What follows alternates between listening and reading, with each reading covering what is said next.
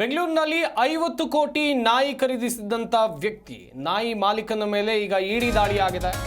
ಸತೀಶ್ ವಿರುದ್ಧ ಪ್ರಕರಣ ದಾಖಲಾಗಿದೆ. ಪ್ರಕರಣವನ್ನು ದಾಖಲಿಸಿ ಮನೆ ಮೇಲೆ ಇಡಿ ಅಧಿಕಾರಿಗಳು ದಾಳಿಯನ್ನು ನಡೆಸಿದ್ದಾರೆ. ದಾಳಿಯನ್ನು ನಡೆಸಿ ದಾಖಲೆಯನ್ನ ಇಡಿ ತಂಡ ಪರಿಶೀಲನೆಯನ್ನ ಮಾಡ್ತಾ ಇದೆ ಎನ್ನುವುದು ಗೊತ್ತಾಗಿದೆ. ಪರಿಶೀಲನೆ ವೇಳೆ ನಾಯಿಯ ಬೆಲೆ ಸುಳ್ಳು ಎಂಬುದು ಪತ್ತೆಯಾಗಿದೆ. ಸದ್ಯ ಮನೆಯಲ್ಲಿ ದಾಖಲೆಯನ್ನ ಪರಿಶೀಲನೆ ಮಾಡ್ತಾ ಇದ್ದಾರೆ ಇಡಿ ಅಧಿಕಾರಿ. ನಾಯಿಯ ಬೆಲೆ 50 ಕೋಟಿ ಅಂತ ಈ ಸತೀಶ್ ಅವರು ಹೇಳ್ತಾರೆ. ಹಾಗೆಯೇ ಇಡಿ ದಾಳಿಯಾದಂಥ ಸಂದರ್ಭದಲ್ಲಿ ಇದು ಸುಳ್ಳು ಎನ್ನುವಂಥದ್ದು ಗೊತ್ತಾಗಿದೆ. ಸತೀಶ್ ವಿರುದ್ಧ ಇಡಿ ಅಧಿಕಾರಿಗಳು ಪ್ರಕರಣವನ್ನು ದಾಖಲಿಸಿಕೊಂಡಿದ್ರು. ಪ್ರಕರಣ ದಾಖಲಿಸಿ ಮನೆ ಮೇಲೆ ಇಡಿ ಅಧಿಕಾರಿಗಳು ದಾಳಿಯನ್ನು ನಡೆಸಿದ್ದಾರೆ. ಸತೀಶ್ ಮನೆಯ ಮೇಲೆ ದಾಳಿಯನ್ನು ನಡೆಸಿ ದಾಖಲೆಯನ್ನು ಪರಿಶೀಲನೆ ಮಾಡ್ತಾ ಇದ್ದಾರೆ ಅಧಿಕಾರಿಗಳು. ಪರಿಶೀಲನೆ ವೇಳೆ ನಾಯಿಯ ಬೆಲೆ ಸುಳ್ಳು ಎಂಬುದು ಪತ್ತೆಯಾಗಿದೆ. ಸದ್ಯ ಮನೆಯಲ್ಲಿ ದಾಖಲೆಯನ್ನು ಪರಿಶೀಲನೆ ಮಾಡ್ತಾ ಇದ್ದಾರೆ ಇಡಿ ಅಧಿಕಾರಿಗಳು.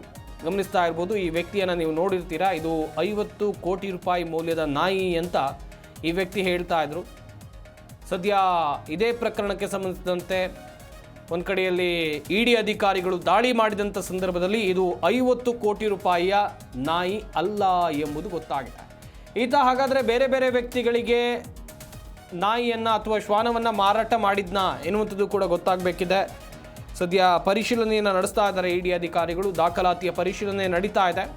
ಬೇರೆ ಬೇರೆ ವಿಚಾರಗಳ ಕುರಿತಂತೆಯೂ ಕೂಡ ಮಾಹಿತಿಯನ್ನು ಕಲೆ ಹಾಕುವಂಥ ಕೆಲಸ ಇಲ್ಲಿ ಆಗ್ತಾ ಇದೆ.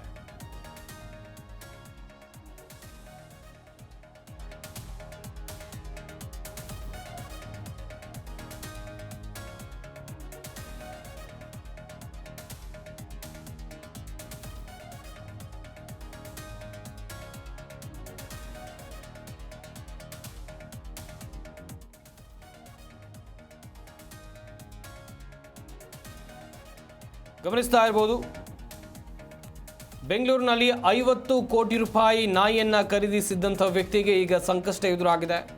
ಸತೀಶ್ ವಿರುದ್ಧ ಪ್ರಕರಣ ದಾಖಲಾಗಿದೆ. ಇಡಿ ಅಧಿಕಾರಿಗಳು ತನಿಖೆಯನ್ನು ಮಾಡ್ತಾ ಇದ್ದಾರೆ. ಆತನ ಮನೆ ಮೇಲೆ ದಾಳಿಯನ್ನು ಮಾಡಲಾಗಿದೆ ಎನ್ನುವಂಥದ್ದು ಗೊತ್ತಾಗಿದೆ. ಪರಿಶೀಲನೆ ವೇಳೆ ನಾಯಿಯ ಬೆಲೆ 50 ಕೋಟಿ ರೂಪಾಯಿ ಅಂತ ಈತ ಸುಳ್ಳು ಹೇಳಿದ್ದಾನೆ ಎನ್ನುವಂಥ ಮಾಹಿತಿ ಕೂಡ ಗೊತ್ತಾಗಿದೆ. ಮನೆಯಲ್ಲಿ ದಾಖಲೆಗಳನ್ನು ಪರಿಶೀಲನೆ ಮಾಡ್ತಾ ಇದ್ದಾರೆ ಇಡಿ ಅಧಿಕಾರಿಗಳು.